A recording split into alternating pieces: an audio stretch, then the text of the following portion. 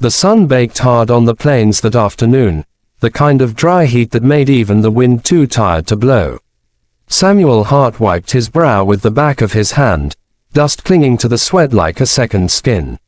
The ranch stretched wide and lonely behind him, miles of brittle grass, split rail fences, and an old barn that creaked like an old man's bones.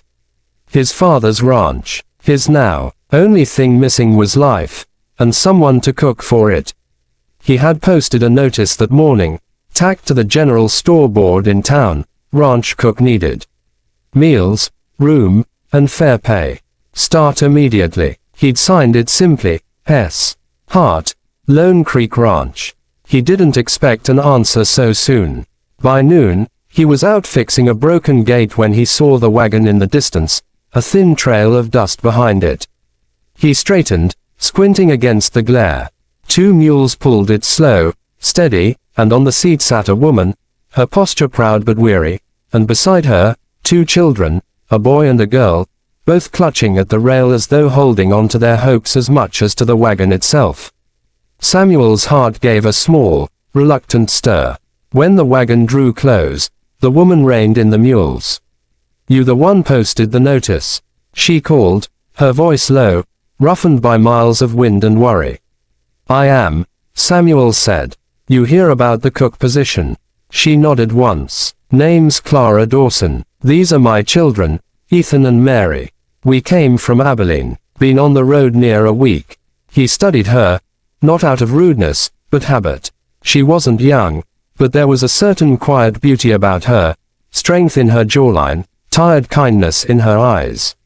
The children sat silent, the boy looking protective already though he couldn't have been more than 12. The girl clutched a small rag doll, her thumb pressed to her lips. "You cook for a ranch before?" he asked. "I cooked for a husband and a life that's gone," she replied, eyes steady. "And for a few hands along the way, when I could find work. I can make do with what there is."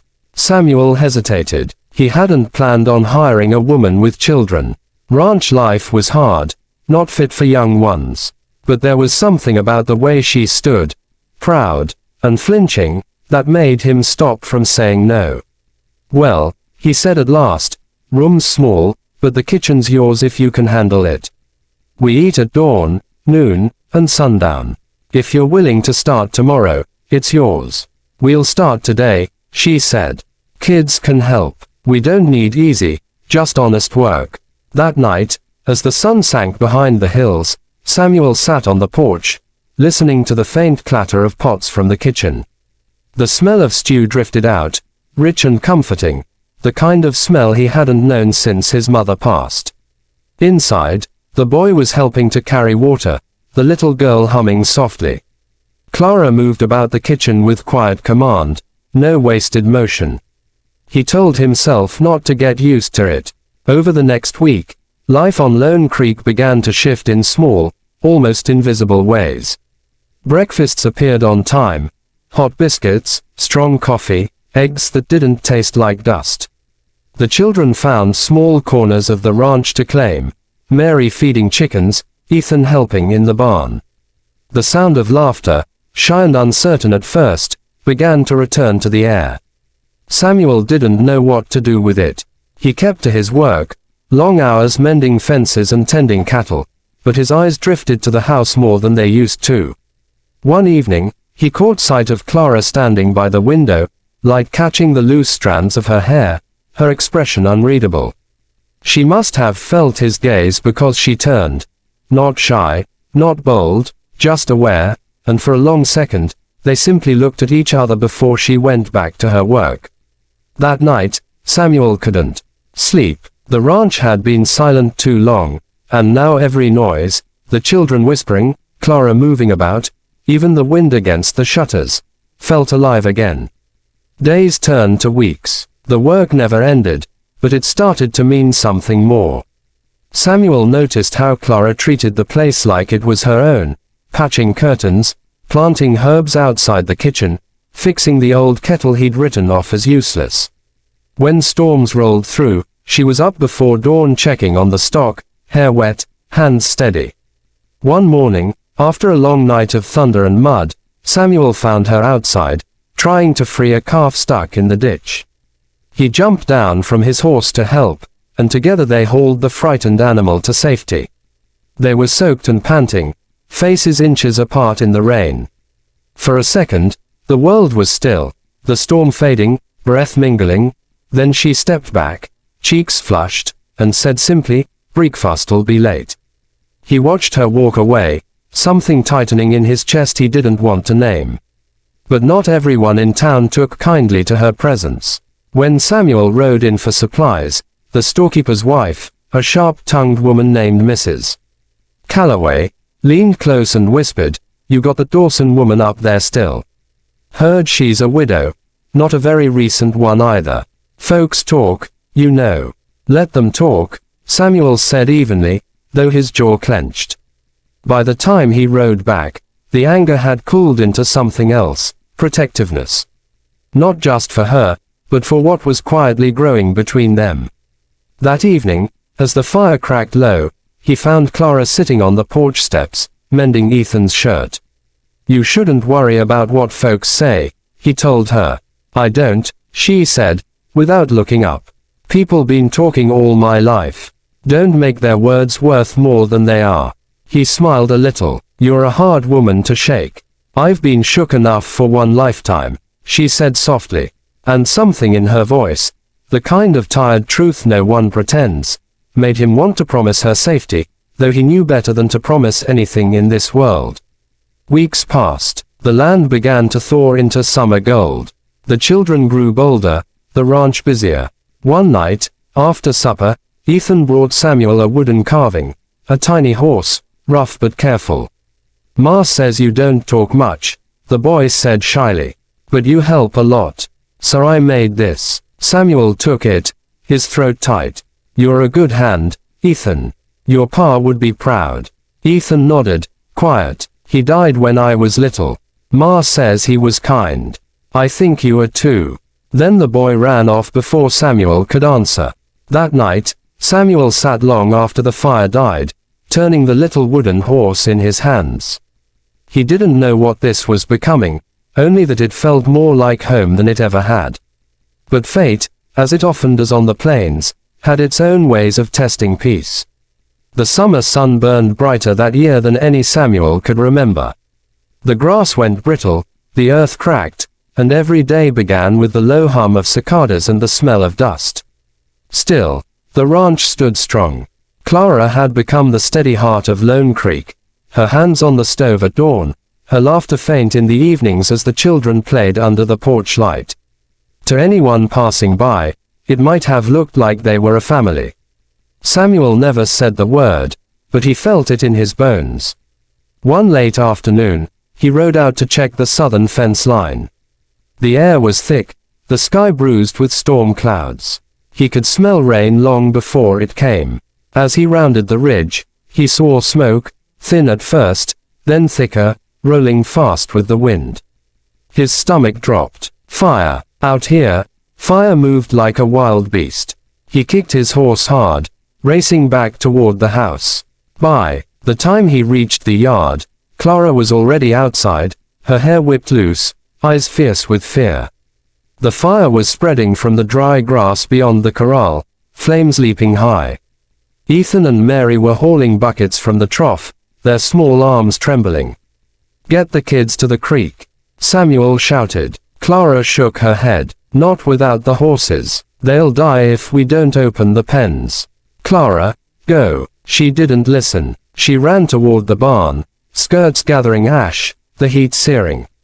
Samuel swore and followed, throwing open the gate. Together they drove the panicked animals toward the creek.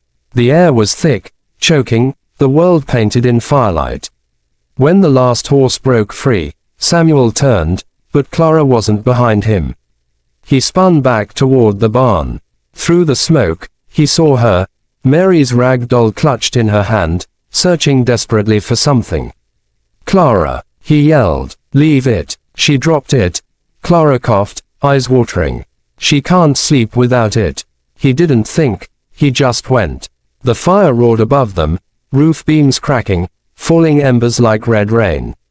He reached her, grabbed her wrist, and pulled her out just as the barn collapsed. They stumbled into the open, half crawling, half carried by the wind, until they reached the creek and fell into the shallow water, gasping, shaking, alive. The ranch burned through the night. By dawn, only smoke and charred timbers remained. Samuel sat on the bank, staring at what was left of his father's land, a place that had once meant everything, now turned to ash. Clara sat beside him, wrapped in a blanket, her face streaked with soot but her eyes steady. The children were curled together under another blanket, fast asleep. "I'm sorry," she said quietly. He shook his head. "Don't. You saved them. You saved me." She turned toward him, her expression soft but sad. "You can rebuild, Samuel. You've still got land, strength, time. He said without thinking. "We can rebuild." Her lips parted, but she didn't answer right away. The silence between them felt heavy with everything unspoken. Gratitude, loss, something almost like love. In the days that followed, they worked side by side again, salvaging what they could. Neighbors from town came to help, offering tools, boards, food. Mrs. Calloway herself brought bread, her sharp tongue suddenly soft. Tragedy had a way of humbling gossip. One evening, when the children were asleep and the stars hung low, Clara and Samuel sat by the fire pit, the only light left on the ranch. "When I came here," she said, voice low, "I didn't expect kindness. I just needed work. But somehow, you gave us more than that. You gave me more too," he said. "You gave this place a reason to breathe again." She looked into the flames for a long moment. "I can't stay forever, Samuel. The children need schooling, a future. There's a place in town offering me work at the inn. It's steady, and I can save for a small home." He nodded, though it felt like something breaking inside him. "You don't owe me anything, Clara. You've already given more than I asked for." Her eyes shimmered. "If things were different," he smiled faintly. "Maybe they don't need to be. Sometimes what we get for a while is enough." The next morning, the wagon was packed again, the same one that had arrived months ago, only now the wheels creaked with new weight, memories, laughter, loss. Ethan shook Samuel's hand like a man. Mary hugged him tight, whispering, "Thank you for saving Dolly." Clara stood by the reins, her hat pulled low. "You'll rebuild?" she asked. "I will," he said. "You just promise to write."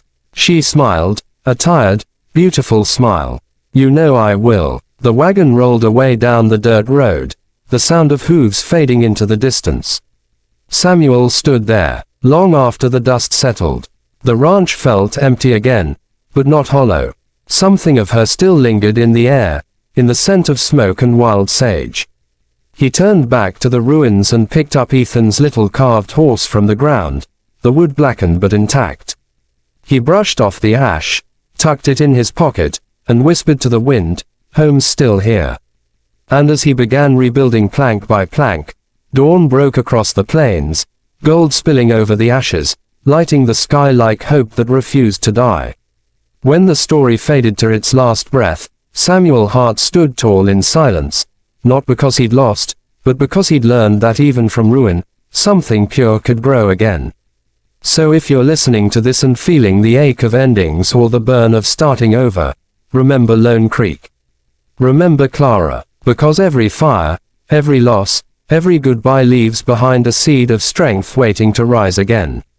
And hey, if this story touched your heart, don't forget to subscribe. More stories like this are waiting for you, stories that remind us all that even in the quietest corners of loss, there's still light worth chasing.